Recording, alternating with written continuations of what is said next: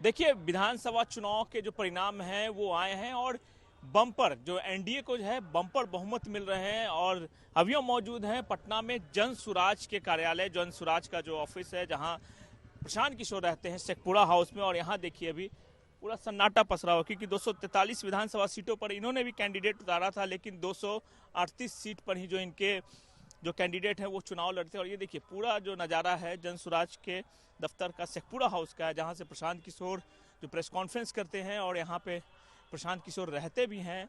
ये आवास प्रशांत किशोर के रहने के लिए भी है शेखपुरा हाउस में। और फिलहाल प्रशांत किशोर अंदर हैं, लेकिन फिलहाल कुछ नहीं बोल रहे हैं, क्योंकि बड़े बड़े दावे किए थे प्रशांत किशोर ने, लेकिन सभी दावे जो हैं हवा हो गए। यहाँ पे कुछ प्रवक्ता भी हैं यहाँ पे जन सुराज के, इन लोगों से भी बात करेंगे कि आखिर क्या स्थिति हुई। सर आखिर ऐसी नौबत क्यों आ गई? प्रशांत किशोर ने बड़े बड़े वादे किए थे, दावे किए थे, लेकिन आप लोग तो अभी तक खाता भी नहीं खोल पाए। जो परिणाम आए हैं वो हमारे लिए हमारी अपेक्षा के अनुकूल नहीं है, ये हम मानते हैं। हमारा संदेश सही था, हमारी सोच सही थी, हमारी नीयत सही थी, हमारे प्रयास में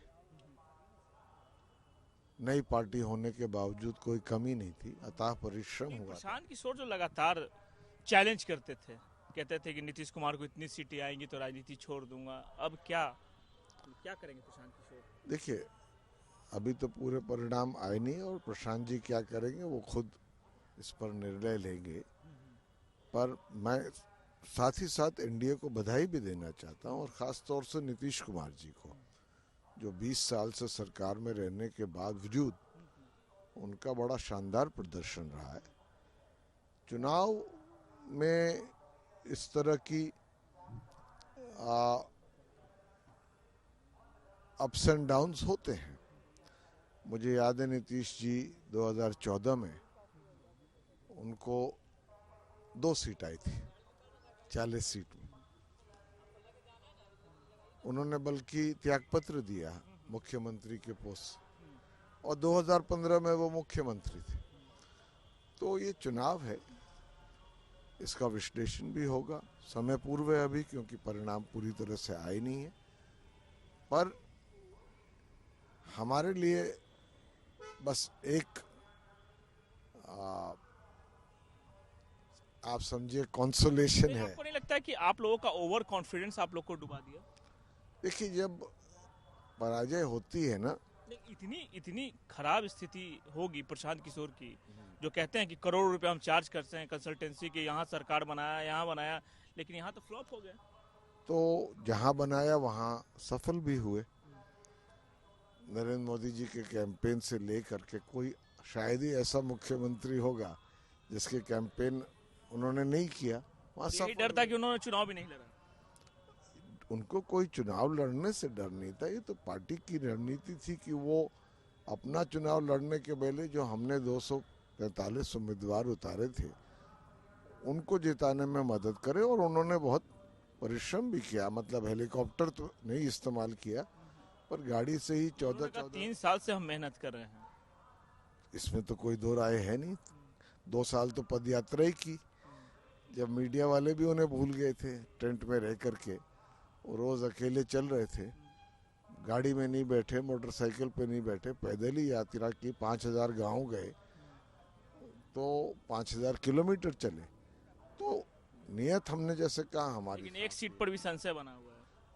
हाँ, तो हम ये मान रहे हैं ना, उस पर बार बार आपको दोहराने की जरूरत नहीं है कि हमारा ही जो परिणाम आए वो हमारे अपेक्षा के अनुकूल नहीं है, क्योंकि जमीन पर भी बहुत समर्थन दिखता था, लोगों का उत्साह दिखता था, और जहाँ भी वो जाते थे बदलाव यात्रा के दौरान एक जन सैलाब उभर के आता था। वो समर्थन सीटों में तब्दील क्यों नहीं हुआ वो एक अलग बात है। फिलहाल अभी तो परिणाम आ ही रहे। मैं एनडीए को अपने तरफ से बधाई देना चाहता हूं, और हम इसको विश्लेषण जरूर करेंगे कि कहाँ गलत हुआ, कहाँ सही हुआ, क्या और करने की जरूरत है। आपको नहीं लगता है कि अब उनको राजनीति छोड़ देना चाहिए? क्योंकि उन्होंने खुद कहा था कि 25 सीट भी अगर नीतीश कुमार की आ जाती आएगी तो उससे ज्यादा आएगी तो मैं राजनीति छोड़ दूंगा। देखिए, ये निर्णय प्रशांत किशोर का है, पर एक चीज मैं आपको कह दूं, बहुत सालों के अनुभव के बाद, राजनीति में कभी हार होती, कभी जीत होती, पर अगर आपको किसी चीज में विश्वास है, किसी सोच में आस्था है, किसी लक्ष्य की तरफ प्रतिबद्धता है कि बिहार में बदलाव और व्यवस्थित परिवर्तन होना चाहिए, तो फिर आप राजनीति छोड़ने की बात नहीं करते। हो सकता है कि तरीके अलग हों, रणनीति वो अलग एक समय था जब आप ओवर कॉन्फिडेंट में थे तो इस तरह का बयान दे दिया। हो सकता है, उस समय हमें लगता था, और वो उसका प्रमाण भी है। आप देख सकते हैं कि उनकी यात्रा के दौरान किस तरह का जन समर्थन था। आखिर जनता ने भरोसा क्यों नहीं किया? इतने सब्ज बाग उन्होंने दिखाए, जनता ने भरोसा क्यों नहीं किया? नहीं, सब्ज बाग नहीं दिखाए, सही मुद्दे उठाए। और मैं एक चीज आपको विश्वास से कह सकता हूं, जो मुद्दे उन्होंने उठाए हैं, बेरोजगारी का, पलायन का, शिक्षा में सुधार का, स्वास्थ्य में सुधार का, भ्रष्टाचार जिससे आम आदमी परेशान है, वो कोई भी सरकार सत्ता में आए, वो अब उनके गवर्नेंस एजेंडा का अभिन्न हिस्सा बनेंगे, और ये जनस्वराज की ही ये कंट्रीब्यूशन। चलिए, ये पवन वर्मा थे जो कह रहे हैं कि कोई भी सरकार आए, लेकिन जिस तरीके से जो स्थिति है यहाँ पे देखिए, जनसुराज के दफ्तर में, शेखपुरा हाउस में, यहाँ पे जो पहले एक भीड़ लगी रहती थी जब भी कोई कार्यक्रम होता था, प्रशांत किशोर अगर यहाँ रहते थे तो हजारों की संख्या में जो है जनसुराज के समर्थक पहुँचते थे, लेकिन आज जो स्थिति है वो ठीक उसके उलट है। सन्नाटा पसरा हुआ है और प्रशांत किशोर जिस तरीके से जितना ओवर कॉन्फिडेंट में रहते थे, कहते थे कि इतने सीट में आएगी सरकार, जो बनाने में मेरा काफ़ी योगदान रहेगा, लेकिन ऐसा कुछ नहीं हुआ। ठीक उसके उलट एक सीट पर भी जनसुराज को अभी मुश्किल है।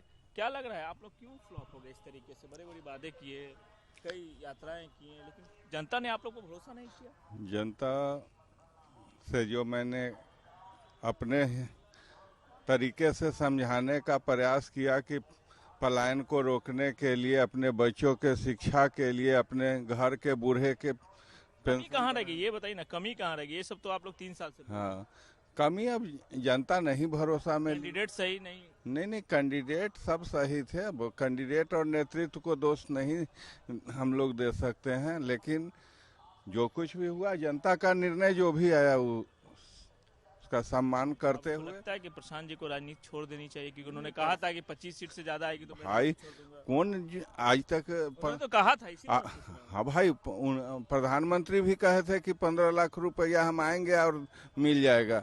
अभी पलायन रोकने की बात किए हैं, इधर नीतीश जी शिक्षा की बात किए हैं। देखिएगा अगले 5 साल में क्या होता है। इतना प्रचंड बहुमत आया है, जनता ने तो भरोसा दिखाया एनडीए पर। बस भरोसा दिखाया है तो भीख भी मांगेगा, भीख भी वही मांगेगा। क्यों? जनता से ज्यादा समझदार आप लोग हैं। नहीं, जनता, सब जनता जो है। आप बात बोल रहे हैं, हाँ, आखिर इस तरीके का बात आप लोग, यही ओवर कॉन्फिडेंट था जो जनसुराज को? नहीं, प्रशांत जी भी इस तरीके की बात हाँ, करते थे। हम ओवर कॉन्फिडेंट की बात नहीं कर रहे हैं। हमने ये कहा कि आप जब किसी को 10 साल से, किसी को 20 साल से परख रहे हैं, और 20 साल में जो नहीं किया, जो काम करेगा उस पर ही ना भरोसा करेगी पब्लिक। तो बस यही तो हम भी कह रहे हैं कि जिस भरोसे के साथ जुमलेबाजी पर आपने भरोसा किया तो भीख मांगना पड़ेगा। हमने ऐसा कुछ उनके व्यक्तिगत पर टीका टिप्पणी नहीं किया, हमने उनके टेंडेंसी पर टीका टिप्पणी किया है कि जो 20 बरस से बिहार में। क्या नाम हुआ आपका? विद्याभूषण नाम है, क्या हुआ? 124 लालगंज घर है, जनसुराज के पदयात्री हैं। चलिए, जनसुराज के पदयात्री हैं। कहीं ना कहीं इस तरह की जो भाषा थी, और प्रशांत किशोर का जो एरोगेंट दिखता था, जिस तरीके से वो अपने तेवर में रहते थे, ओवर कॉन्फिडेंट रहते थे, कहीं ना कहीं उसका ही परिणाम है कि जनसुराज की बिहार में ये हालत हुई।